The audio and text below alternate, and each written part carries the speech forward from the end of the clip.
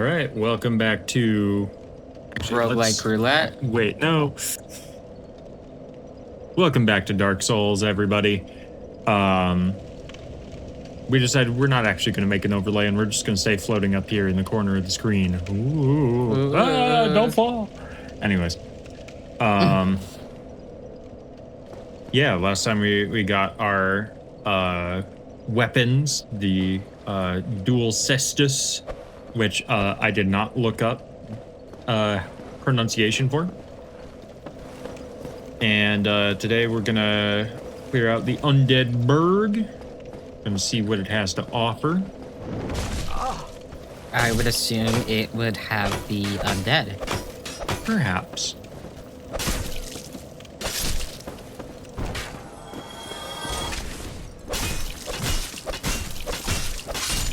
Wow, I have to use like my entire stamina bar to kill a dude. That's what I was talking about, like with endurance last time. Well, yeah, but like if we just do more damage, then you don't have to worry about it. Yes. It's a balancing act. But it doesn't really need to be a balancing act if you just fucking shove everything in one corner, I guess. From what I have found, trying to level yourself super evenly in this game doesn't tend to go that well. You don't want to be a well-rounded character. You want to be aggressively in a thing that you're good at. Exactly. So figure out what you're good at and what the stat is. Yeah. One of the things that is kind of tricky about Dark Souls 1 in particular is there is no way to reallocate your stats once you have leveled up in a particular thing. So, wow, okay, that was... I'm a little out of it right now. I don't know what's going on. I mean, I know I've been drinking White Claw, but like... Anyways, later Souls games have the option... Chiropractor. Yeah. Later Souls games have the option to like take your level ups and put them into different stats for a certain price or whatever. But not this one. So you kind of have to level like intentionally, right? And that can be hard if it's your first time. Yeah. So my goal, what I'm going for here is strength. Well, okay, any stat in general in this game starts giving diminishing returns after level 40. So it takes like twice as many levels to get the same effect after that. So my goal is to book it to strength 40 because I know we're going to need strength. If I need more endurance to up my carry weight before then I will up endurance. Once I've got both of those squared away and I feel like I've got like a decent amount of stamina, then I'll start pouring the rest into vitality. And honestly, that is all the stats we're going to need. I suppose I can go over what the rest of these do. So like vitality is your HP. You do get HP from every level up. Vitality just gives you a lot more HP for a level up in exchange for like any other stat. Mm-hmm. Attunement dictates how many spell slots you have. We're not doing any magic or sorcery or anything like that, so it doesn't matter.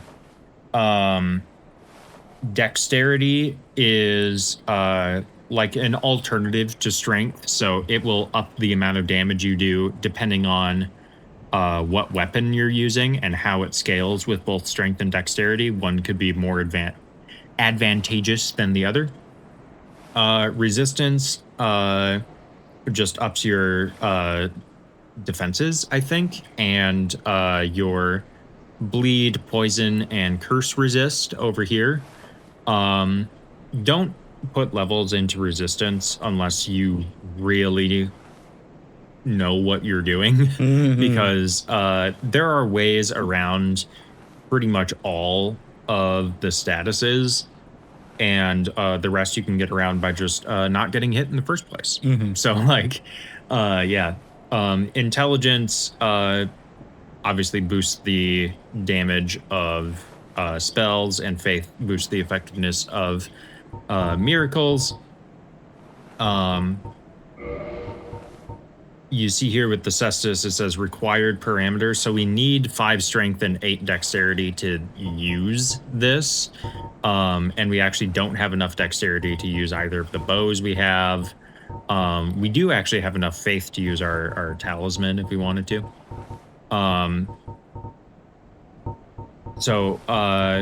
Yeah, weapons and spells also will have like requirements for stats in order for you to be able to use them. So that could be another reason you level something up, is just to get to a certain stat requirement and then continue doing what you were doing before. Well now, you seem to have your wits about you, hmm? Then you are a welcome customer. I trade for souls. Everything's for sale. Yeah, this is the undead merchant. He will sell you some actually pretty good stuff for this early in the game. Yeah. He has a really good shield, doesn't he? Yeah, so if you do not start with a 100% blocking shield, this heater shield blocks 100%. I think it's the only one available that does that at the moment. Yeah. So that's always like a good bet if you don't have a shield that you're rocking with yet that does that. Obviously, I'm not really using a whole lot of shields on this run because guns out. But yeah, just a nice thing to start off with. He also sells a variety of decent starting weapons. None of these weapons are like crazy. The scimitar is all right. The rapier is all right for dex stuff, but the rest of them are like okay. I think I've used the rapier before. Yeah. I know I think Dark Souls 2, the rapier is like insane for some reason. But yeah, he's not really selling any weapons that we're all that interested in. He also sells infinite amounts of ammunition for bows and crossbows. And he also sells chainmail armor, which is ugly as sin. Yeah, no, it is horrendously ugly. I'm not too worried about our armor. We'll get some better stuff coming up anyways, so doesn't matter a whole lot for the moment.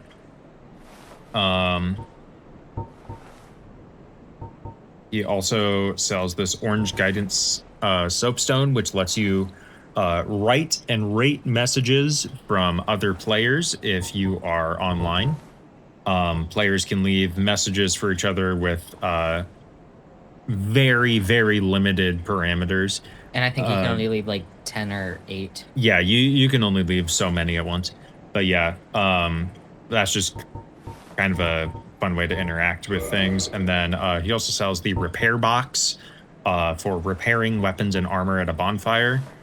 And the residence key, which opens residences in the undead burg, and the bottomless box, which lets you move stuff out of your inventory and put them in a bottomless box. I have a question. Yes. There was a talisman that I was curious about. Yes. Can you go back? Where that might be? I think it was over here. No. Yeah. The Lloyd's talisman prevents Estus recovery within a limited area. Why would you want to prevent Estus recovery? It prevents Estus recovery for you and an invading opponent. That's kind of what I was thinking. Yep. I just wanted to ask. Also, a weird but often much more practical use of these is you can use them to stun mimics. Okay. And you can steal their items that way without having to actually fight them. So that's kind of cool. I've never actually done it, but I know it is something you can do. And then the dried finger makes it easier to be invaded. So that's like if you're insane, I guess. Repair powder, honestly, I don't think is worth spending anything on if you just grind up for the repair box, because they do the same thing, but repair box is way cheaper in the long run. Blacksmiths like Andre can also repair your equipment.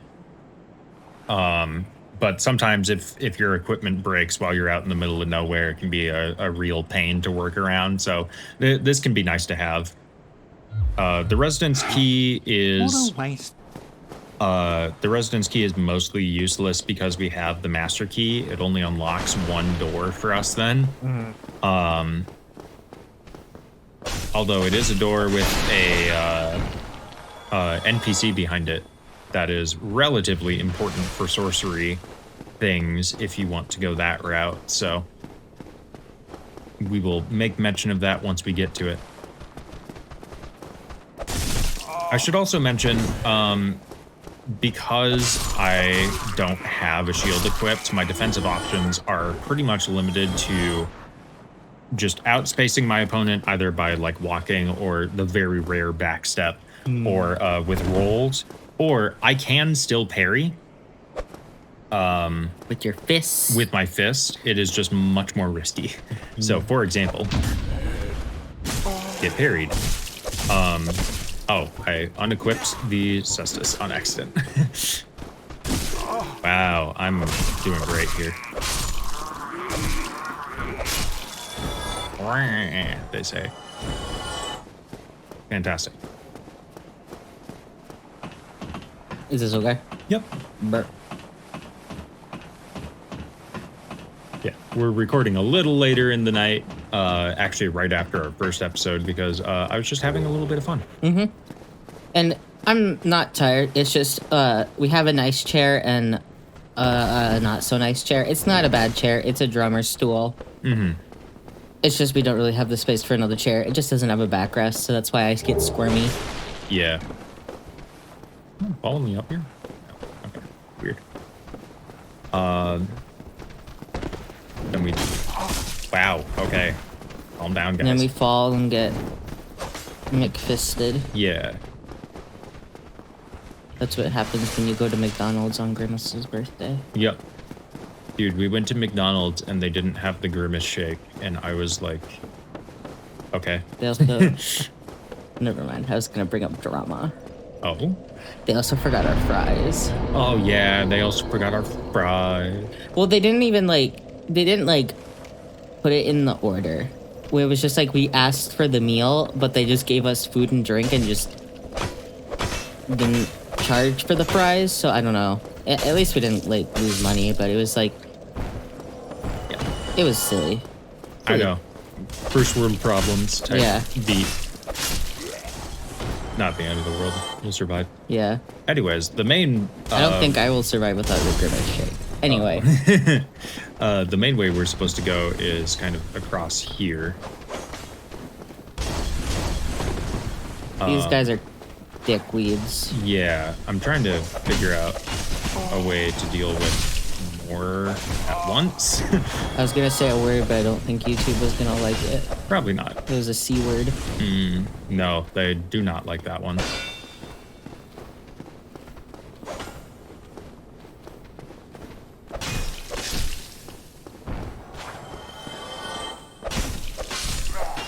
Anyways, we got a number 1 next to our health bar. This is in reference to the amount of humanity that we have. If you have not killed a boss in an area, then depending on the number you have killed, they will eventually drop a humanity like this. This is called a soft humanity unofficially. You do lose these along with your souls if you die. And we'll see what exactly that gets used for later, but they also up your resistance to status effects the more you have, and they boost item discovery rates. So like if you kill an enemy, they have a chance to drop an item. If you have more soft humanity, they have more of a chance of dropping stuff, which is useful to know. So are your stats a little worse when you're crispy? Kind of, but most of those stats don't really matter, to be honest. So when you make your character at the start, does it show you crispy stats or human stats? It shows you crispy stats, because you're gonna play in crispy.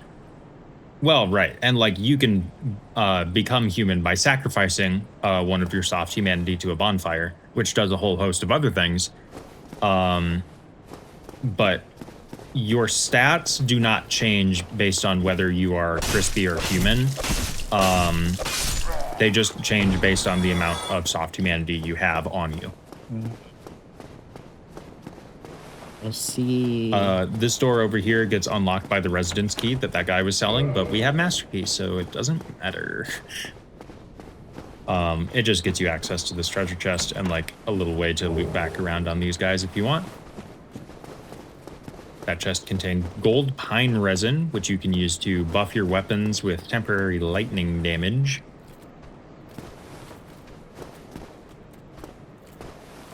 That's real slow. Ow. Okay. If you are standing behind an enemy, like, and directly up against them, you can, most of the time, perform a backstab that does, a bunch of damage. It gives you iframes while you're doing it, which is very handy. And, I don't know, just does a lot of damage. So a very good strat for this game is to just circle around enemies with slow attacks and just see if there's a point where they stay facing the direction of the attack so you can get behind them and backstab. This works on enemies of all kinds of levels. For example, the big spooky black knight down there that I'm not going to fight. You can totally backstab that guy. And it's actually one of the better ways to kill him if you want to. At this point, get parried, idiot. The parry itself does not do damage to them. You have to be up against them and then initiate an attack from the front. And that will do the riposte animation, which, much like a backstab, also gives you iframes and does bonus damage. It just does even more bonus damage. Down here is a place we can go with the master key, but I am not messing with that right now. Because there's a big spooky guy down there, and also it gets you back into that foresty area that we were in earlier. If I remember right, yep, there's a crystal lizard hiding in one of those barrels. Oh no. Are you gonna lose them? There's things like crystal lizards in Luigi's Mansion. Yeah? They're just gold ghost mice. There's also blue ghosts, and you can lose them forever. And they just drop shit tons of money. And that's like what gets you a better score at the end of the game. Yeah, crystal lizards and demon souls disappear forever if you don't get them the first time. The crystal lizards in this game do respawn every time you reset enemy locations with a bonfire.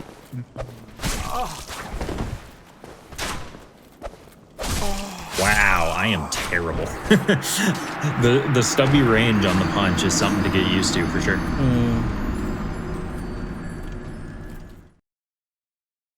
So yeah, we'll just book it back there. I'm just gonna run past all the enemies and hopefully not die.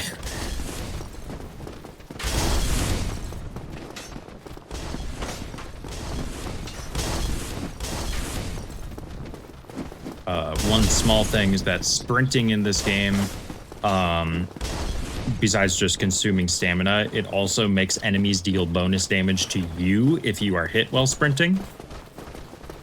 So something to keep in mind if you are running, especially during a boss fight or something, because I think it's like a damage multiplier.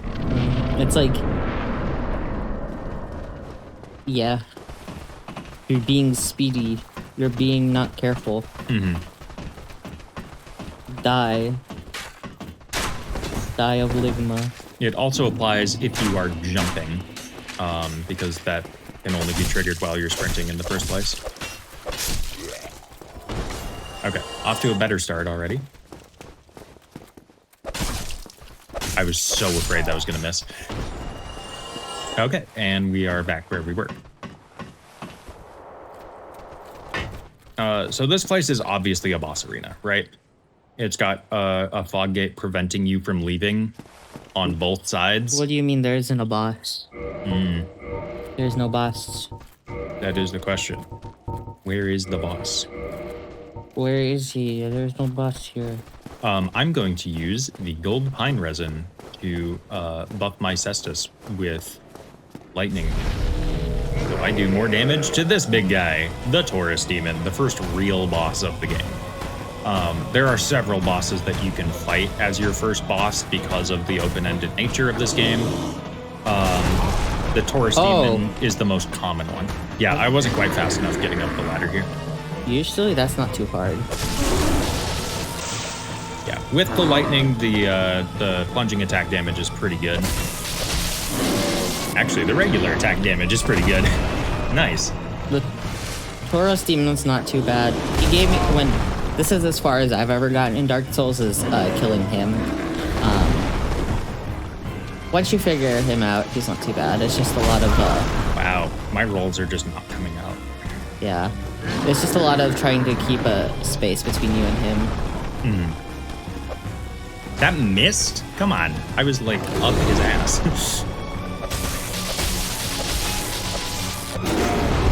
Whoa, damn. Oh, and the lightning ran out. That did help though. Yeah. Yeah, the gold pine resin is definitely there to help with this fight. I didn't realize that. Does he have a weakness to lightning? I don't know, actually. What? Okay, I guess he stepped on me. He stepped on your toe? Yeah. Anyways, that was the Taurus Demon. He's really not too bad. If you are having difficulty with the Taurus Demon, moving backwards and just away from his attacks is a pretty surefire way to avoid like all of them. Just try and watch as he's telegraphing. It can be kind of scary to try and run past him. Yep, running past him is the one tricky part of the fight. Trying to roll around him is a little tricky sometimes because he's got a lot of wide sweeping attacks, but the easiest way to go about it is to just duck in and out of his range by just walking backwards and forwards. Just teaches you some good spacing. Ah, hello. You don't look hollow, far from it. I am Solaire of Astora, an adherent of the Lord of Sunlight. Now that I am undead, I have come to this great land, the birthplace of Lord Gwyn, to seek my very own son. You find that strange? Well, you should. No need to hide your reaction. I get that look all the time.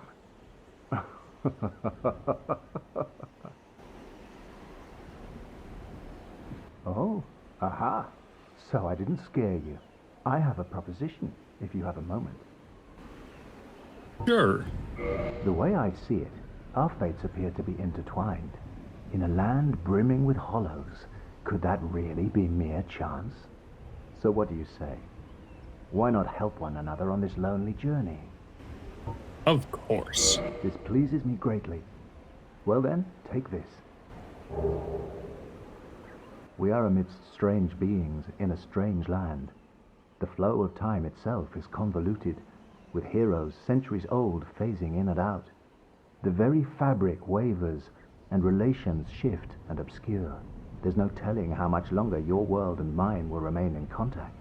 But use this to summon one another as spirits, cross the gaps between the worlds, and engage in jolly cooperation. Of course, we are not the only ones engaged in this, but I am a warrior of the sun. Spot my summon signature easily by its brilliant aura. If you miss it, you must be blind.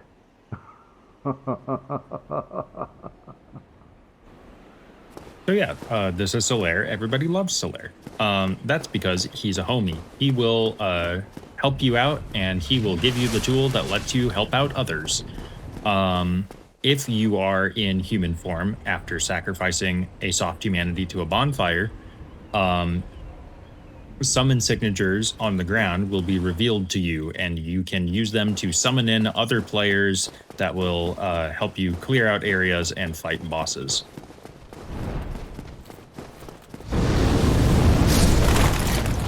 That's funny. There's a lot of char marks on this bridge. I wonder where they came from. Oh, it's him. Yeah. So this big drake, will sit here and guard that bonfire. That bonfire is optional.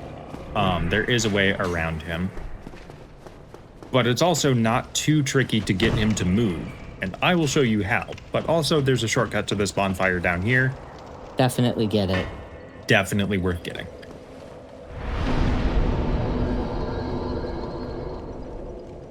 You level up at all? Actually, yes, I should definitely level up. Thank you. Once again, just pour everything into strength for now. Our damage is almost at the point of the base axe damage. But we attack a lot faster. The speed of the punches has really been helping. Yes. So this is kind of like a lower way that you can go to get around the drake. There's like a dude there blocking the bridge. There's some rats. The rats can poison you. It's just kind of a pain. The rats. But this definitely like seems kind of impossible if you don't know the secret, because he will just come through and torch everything. Which, by the way, this can be a great early way to get a bunch of souls, because those enemies will drop souls. You have to ask him very nicely. So what you can do, you can hide over here. And you can hide over here. And you can hide over here. And eventually, he'll get fed up with you and he'll jump down and try to kill you himself. And then he'll kill you. And sometimes he succeeds. It is kind of a gamble on whether or not you actually get through there. But if you do, you can sit at that bonfire and basically despawn him for a little while. And he won't be there to guard that bridge anymore. And honestly, I think running at him over and over is worth the effort compared to just, you know, buckling up and fighting the rats. You don't want to deal with the rats? No, not particularly. One other thing, because the rats can poison you, and poison this early in the game just sucks. No one likes it. One other thing you can do is you can actually kill this drake. Either when he jumps down, you can like attack his feet or whatever. But as you can see, he's pretty strong.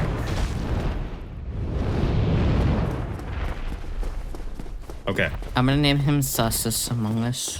Sussus Among Us? Yes. That's a powerful name. That's because he's powerful. He's gonna stick his head in there. He's gonna go. No, he's not. Because if you sit at that bonfire, he just decides, it's not worth it. I'm gonna leave. And then he just flies away. Like he doesn't guard this bridge. He can come back. I'm not sure what exactly triggers him coming back, but he definitely can. Well, that guy triggered. But now you can pick up these items on the bridge, which is nice. Goodbye, Sussus. See you again sometime. Maybe. One other thing you can do, though, is you can sit on like this lower bridge area and shoot his tail over and over again. Oh my. With a bow. Stealth archer moment. Yeah.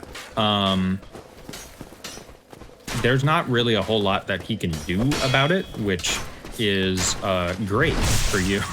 And actually, if you shoot specifically his tail enough times, eventually his tail will fall off, and you can use it as a weapon called the Drake Sword. Is it good? The Drake Sword has fantastic base damage and no scaling. So it is really good early game when you don't have the stats to make other weapons do that kind of damage. It's a pretty common strat for newer players if they know about it. I've tried using it before, and like it's good for the first couple areas, but after that it really starts to fall behind, and there's no real way to make it stronger after it's been fully upgraded, because your stats don't affect it at all. You might as well pick something you're gonna pour your stats into as you go. That's kind of my train of thought on it. I mean, you could, use it and like have a sword in mind for the future and start pouring stats in, but Yeah, I just wanted to let people know it's there. There's also like over here, there's like a broken statue. You can interact with that statue if you have, I think, over 25 faith. There's like a secret covenant you can join here that is Solaire's covenant. Oh, the like sun one? Yep. That's cool. Yeah, so I guess I can explain covenants while we're just kind of going through here. Covenants are very much multiplayer focused. Not a ton of them have anything to do with like impacting single player. There's a couple that do indirectly, but that's not really the main focus of any of them. So the Covenant of the Sun rewards you for being summoned and helping out other players. It gives you sunlight medals, which you can then trade in for rewards at that altar over there. And those rewards are all lightning faith spells. Okay. So they do I don't want to say great damage, but they do reasonable damage, and they're ranged, and that is, I think, the only ranged faith spell in the game, which is cool. Piggy. Yeah, this place, huh? Piggy. There's stairs you can run to over here. I find it is way easier to just kind of run through all of this. Are you avoiding Piggy? Yes. Oh, you're gonna stop him from hitting the bridge. I'm not, actually. I'm just gonna wait for him to bring that down so no one else can follow me. You're not gonna stop Piggy. I might eventually, especially if I die here. But that is not my goal at the moment. You can backstab the Piggy and you stab him in the butthole. Yes. And in my case, that would be fisting him in the butthole, which would be weird. You're just checking. Checking for what? You're just making sure. For what? You're just making sure he doesn't have, like, bad things. Like when old people gotta get a colonoscopy. Also, certain enemies can drink Estus as well. Enemy Estus recovery is limited, so they can't just like stand there and heal forever. But that's fine. Oh, he's walking. This guy really wants to get me. Won't you? Oh, you're opening it. I am gonna open it just so I can get back here in the future. Can that guy who was gonna close it respawn? I don't think so. I think once you kill him, he's just done. Because otherwise he'd be annoying. Yeah. That gate that he closed does stay closed. And the way around that is there's like a staircase down here that leads you down into like an underground cellar full of a bunch of guys, and it's a lot. It's just a nightmare to navigate. There's the halberd, one of my personal favorite weapons in this game. It's got cool like spear-ish attacks, but also some more like sweeping like axe attacks. This is a Balder Knight. This is like the next step up in enemy. They seem scary. Yeah, they seem scarier than they are, I think. I think it's the cape. It is. And the fact that they're like a full foot taller than the last guys. And that they have like not shambles of armor and a good shield. Mm-hmm.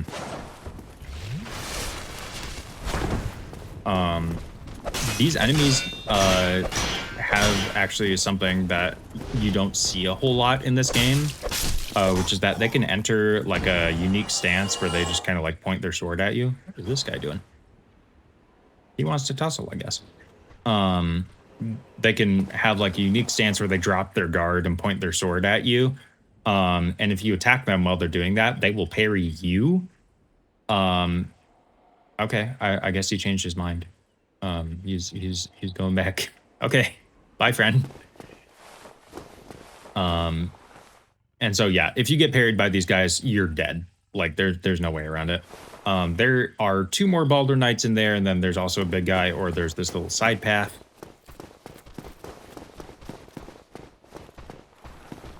With 1 more Baldur Knight. In a very enclosed space. Mm-hmm.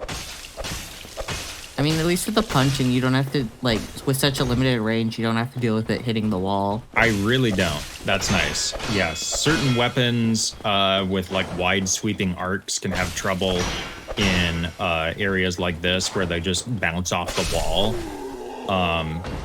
It's important to find a weapon, or at least a move on a weapon that has some kind of way to get around that, because most weapons have a way. Also, the Baldur Knight doesn't wear shoes. Rip. Pinky feet. I actually always find it funny, the lack of shoes in Souls games. Miyazaki.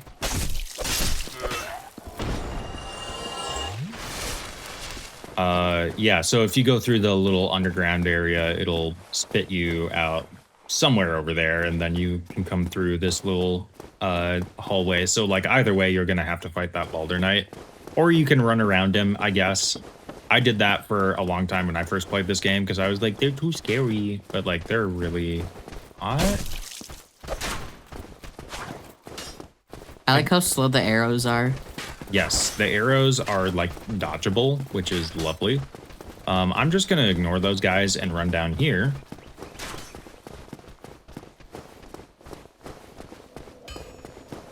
Is there a bonfire? Oh, Andre.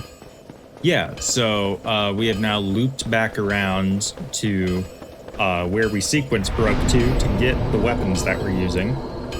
And that big old gate where Siegmeyer's over there.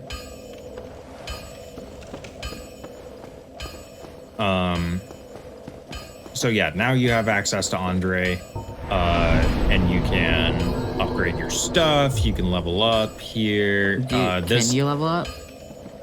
Probably, but I want to save my souls. One thing I will do, though, is reverse hollowing. Just to show it off. So yeah, now we are human once more. In here are the hard humanities that we have picked up, the actual consumable items, which when used will add 1 soft humanity to your bar. I'm going to use that soft humanity to kindle this flame because I am using this flame a lot, and kindling increases the amount of Estus flasks that bonfire gives you when you rest at it. So now this one is upgraded to 10. I did that because I know we're going to be using this bonfire a lot, and also just to show off how being human works. Human again. While you are human, if you are online, you can be invaded as well. Other players can use certain items to invade people's worlds and Well, hello again. kill other players for You humanity. seem to be doing all right. Need anything forged? Yes, sir. Let's reinforce our cestus. With reinforcing, just fixing them, we're making them stronger. Reinforce makes them stronger. So we're gonna buy a couple of those.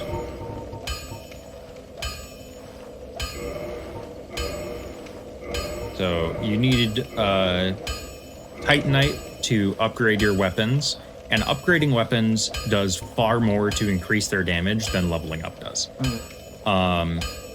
Right now we can level up weapons to +5. And ideally we would upgrade both of these. I'm gonna grind for that later off screen because we just need more souls in order to buy Titanite shards from Andre. Once we get past +5, then we need different upgrade materials called Titanite shards. But first, we need to get a thing that even lets us do that. What were the first ones you needed? It was Titanite shards, and what's the step before that? Okay, Titanite shards is the first step. And it's Titanite chunks. We need large Titanite shards. That's right. I remember now. Sorry, I was confused. The names are a little hard to keep track of. But yeah, now we're doing enough damage to kill one of these guys with 1 backstab, which is a nice improvement. We're doing about 50 more damage. How would you say your damage is for this area of the game? This is about what I would expect like a +1 starting weapon to do. So like we're still a little bit behind the curve, but it's not bad. You've dealt with worse? Yes. And that worse is the whip. Ghost ride the whip. So yeah, there's a side entrance to the church here with this big scary looking dude. What is that? This guy? Yeah. I don't remember what this guy is named. He's big and he has a mace. Yeah. Yeah, he's got very large, very telegraphed attacks. You cannot backstab him.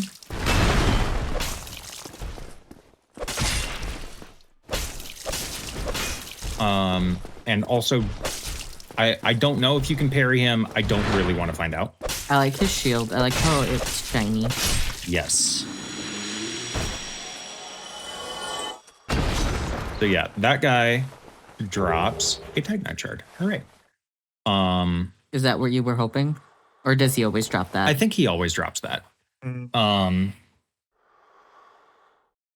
was I going to say? Oh yeah, that guy technically qualifies as a mini boss for this area, so he does not respawn once we have killed him.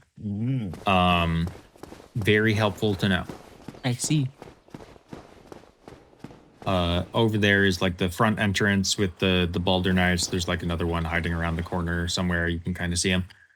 Up here is a dude with a stick. Yeah, so he will cast spells at you.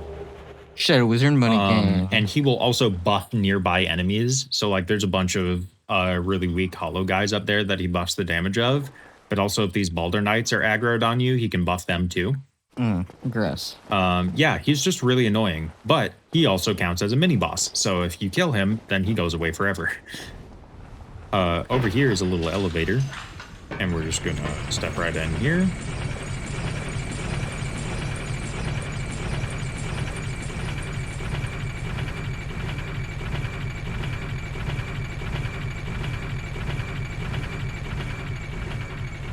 And wouldn't you know it, it's Firelink Shrine again. I love the world design of this game so much.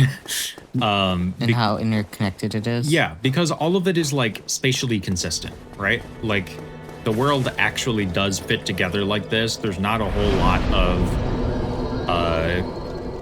game dev trickery trying to like piece together geometry behind the scenes when you're not looking. Like all of this is just put together like this, which is super cool. One other thing about humanity, while I'm mentioning it, is just like you can get humanity from invading and killing other players, you can get humanity from killing NPCs. So like this guy over here doesn't really offer anything. He never opens up any shops or gives you any items or anything. He doesn't tell you about the humanity stuff. Yeah, he gives newer players a lot of helpful hints for the first half of the game or so. So not that I would recommend killing him right away. He's a bitch. But if you're gonna kill any NPC, you could pick a lot worse. I'm just saying. He also wears the ugly chainmail. So. Yes, this is what the ugly chainmail looks like minus the headpiece. We got a Firekeeper soul at the altar in Hug. in the Undead Parish. And so we can use that to get our Estus Flask up to +2. You can't talk to this firekeeper, by the way. And that's not like a constant thing with firekeepers. That's just with her. Yeah, no, most firekeepers can speak. That's like that's a her thing. There's Petrus. What? Yeah.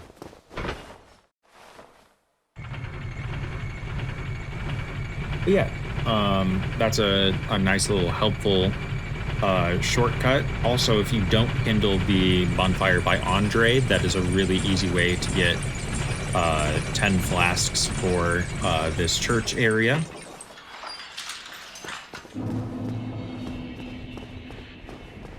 So now we'll go on up here, and whoa, it's a boulder night. And I just want to show off this guy because I really hope he does this. He's like, okay, sometimes he gets stuck on that pillar by the stairs. This is the parry stance I was talking about, by the way.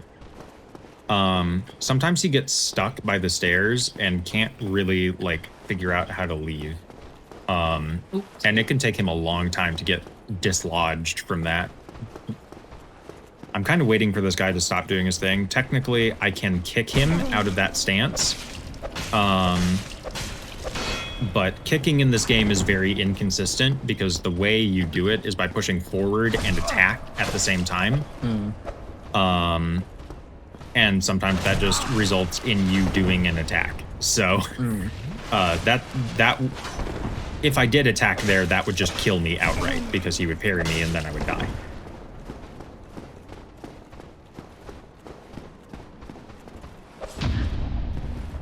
Speaking of parries.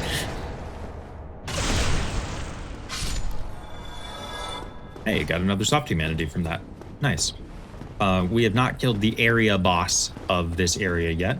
So, the invisible counter that keeps adding to our soft humanity bar will keep adding to our soft humanity bar.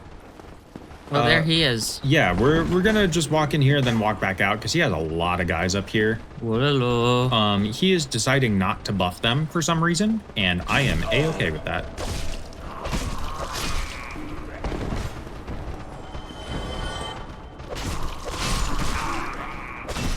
Okay, we can two-shot these guys now. That's really nice.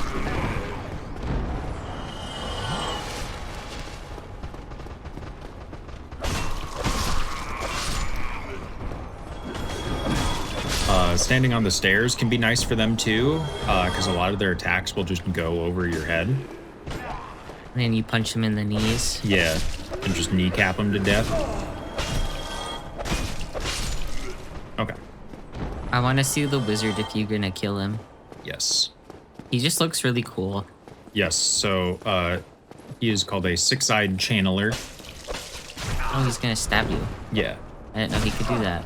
No, he's got attacks. It's just most of the time he chooses not to do them. It's weird that we're not seeing this guy do any magic, to be honest. Yeah, they're called six-eyed channelers because their helmets have 6 eyes on them. They have an eye motif on their outfit too. Yep. Oh, he just did a floppy. Yeah, the ragdoll physics in this game are fantastic, by the way. Very enjoyable. So yeah, now that we've killed him, he counts as a mini boss, so he's gone, which is awesome. He did not do the thing that I said he can do, where he just buffs all of those weak hollows that came after us. And I'm very grateful for that. Next, we'll head on up here. The parry timing seems a little more forgiving on this, to be honest. He has like 1 health. Okay. Yeah. No, he's done.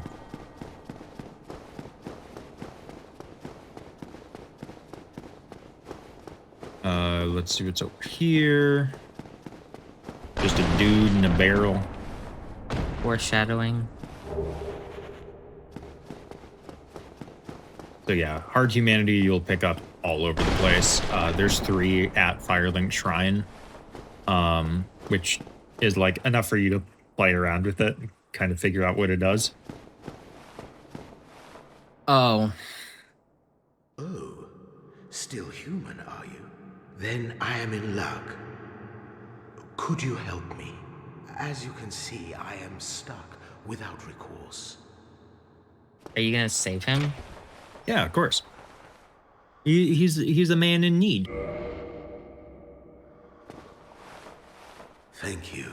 Yes, sincerely. I am Knight Lautrec of Karim. I truly appreciate this, and I guarantee a reward. Only later. So yeah, he will go back to Firelink Shrine, and then you can talk to him there, and he'll give you a reward, which are, if I remember right, a bunch of, or maybe it's only one. He gives you something to do with sunlight metals, which can progress your covenant status in the Sun Covenant if you want. Next, we'll head on up here. He's definitely not a bitch.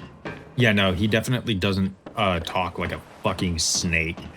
He definitely isn't a rat bastard who causes problems if left alive. Yeah.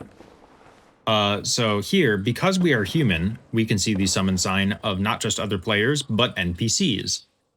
Certain NPCs will have summon signs before certain boss fights, such as Solaire here, right before this boss fight, whatever that is. Are you gonna summon him? Should I? Do you need him? No. But do you want him? I want to show him off at some point. I don't think this is the time. Okay. I have a particular fight in mind that I will summon him for, and that is not this one. Okay. If you don't need him and if it's gonna be like wasted, then I mean you can't like, I mean there's no downside to it, right? I just kind of want to do it solo for pride. yeah. Oh, I see who it is now. Yeah.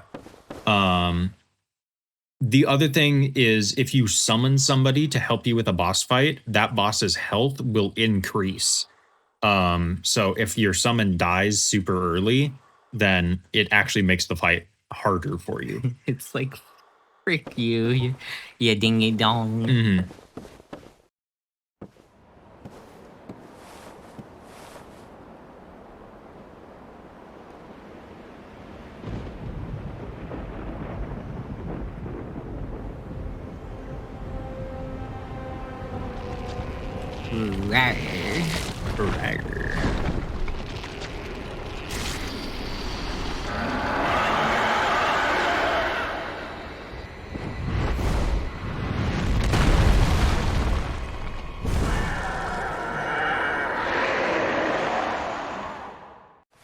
So yeah, this is the Bell Gargoyle.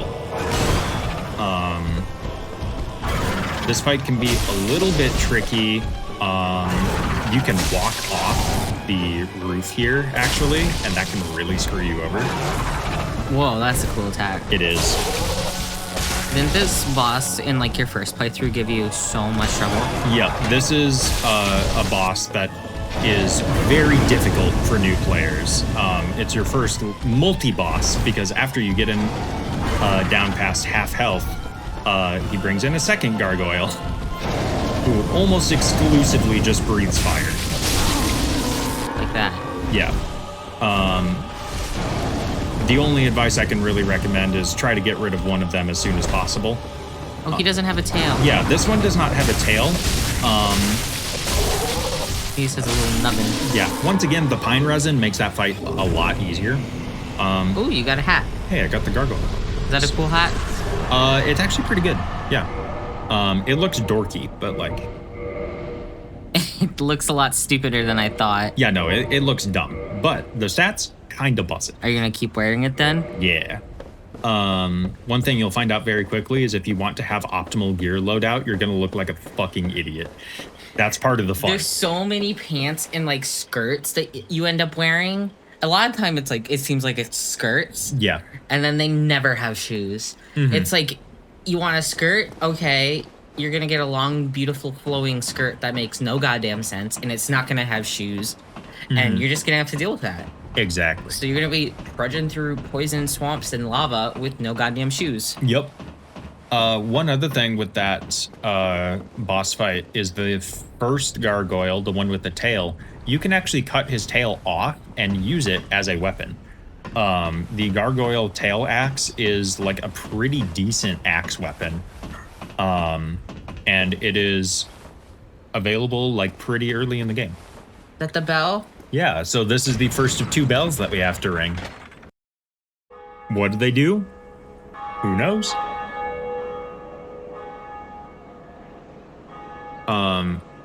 A cool thing if you are playing online in this game is you can actually hear when other players ring the bells, and you can hear it in your world, which is just kind of a nice touch.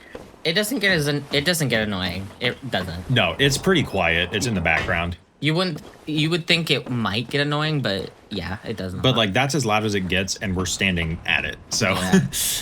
yeah. And it's not even like it can be frequent sometimes, but it's still not that bad. Yep. Now there's a friend down here. Greetings. Hi. I am Oswald of Kareem, the partner. Thou art a friend. For thee, a warm welcome. Cometh thou to confess, or to accuse? For indeed all sin is my domain. So this is Oswald. He's a weirdo, but he's helpful. He is weird, but he has a very unique mechanic to him. We mentioned before how you can damage and even kill NPCs. If you kill an NPC, there's no bringing them back. But if you damage them, they will be hostile to you forever, unless you request absolution from Oswald here. He can forgive you of your sins, and all NPCs who are angry at you will reset to neutral. So, in case you accidentally punch somebody, which can happen with this game's control scheme, this is a way to fix that, which it's really nice that that's an option. Can you kill Oswald? Yes, and then there is no forgiving your sins. You deserve eternal damnation. Also, I want to say you look like some type of Viking fuck. I do. Yeah, I'm not huge on this class's starting armor. You just look silly. It's fine. Yeah, he can also get you out of whatever covenant that you're currently in if you want to do that for whatever reason. And you can purchase some items from him.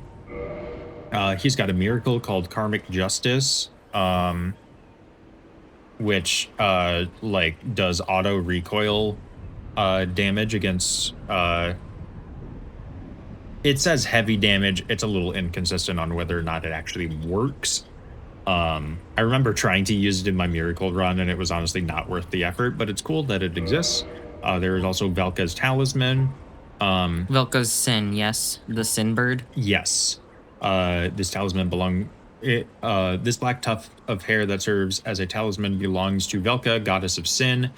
It casts miracles not by drawing upon faith, but intelligence. So this is a way to make your intelligence and faith builds kind of work together if you want, which is cool. And he also sells a couple rings. Honestly, I would really like to buy the poison bite ring. It just boosts your poison resistance, and helps it not. Oh yeah, I love his weird evil laugh. He like wears like leather. Yeah, no, he's very odd. He looks like a kind of like a very covered Cenobite from Hellraiser. Yeah. Which is really funny. It's just like, I know, it's like also like just priest, like weird, like leather, weird vibe guy.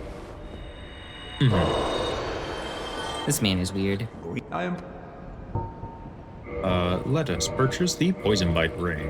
What was the other one? Ring of Sacrifice. Oh. Yeah, so the ring of sacrifice is also nice. So let me show this actually. Yeah. In your equipment here, you have 2 ring slots. So right now we only have the poison bite ring.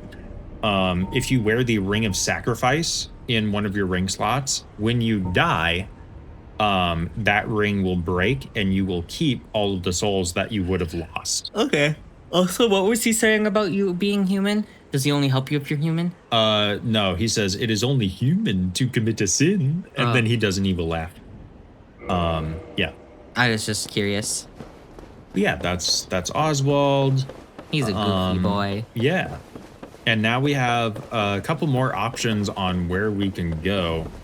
But most of those options kind of branch out from where Andre is at. So I'm going to get back to him and we'll call it an episode. Do you mid-roll or are you still... I still mid-roll. Okay. I've got a fair amount of wiggle room, I think. Okay. Oh, yeah. No, we're almost light rolling, actually. Your roll speed is determined by, like, your percentage of equip load that you're using. So anything over 50% is a fat roll, which is a lot slower and harder to use. I'm not sure what the threshold is for light rolling. Actually, we are light rolling. Huh. I guess I just never really noticed. Oh, did you see that guy? Yeah, no, I just flipped him upside down, huh? Yeah, if we just add like some more equipment that is like heavier, like this halberd here, I don't care. Or I don't know, like one of these shields. Then we medium roll. There it is. So it's got a little more recovery time on it. I think it's got like 1 or 2 less iframes on it, which is not a huge deal, to be honest. You're just a speedy boy. Yeah. It helps that both of my weapons are very light. Yes. That's been saving you. I think that's, yeah. Yeah. Which will, I think, be neat, because then you can put a lot of, I don't know, you can wear a lot of fat armor, I guess, then. Yes. Or at least heavier armor than I would normally wear. Havel. I don't think I can go full Havel with this. But doesn't he have the ring? Havel does have the ring. Punch Havel. We're talking about someone that we will see later. Havel flip. I'm sorry. It's a meme. It's whatever. Yeah. We will see you all in the next episode where we may or may not see Havel, I guess.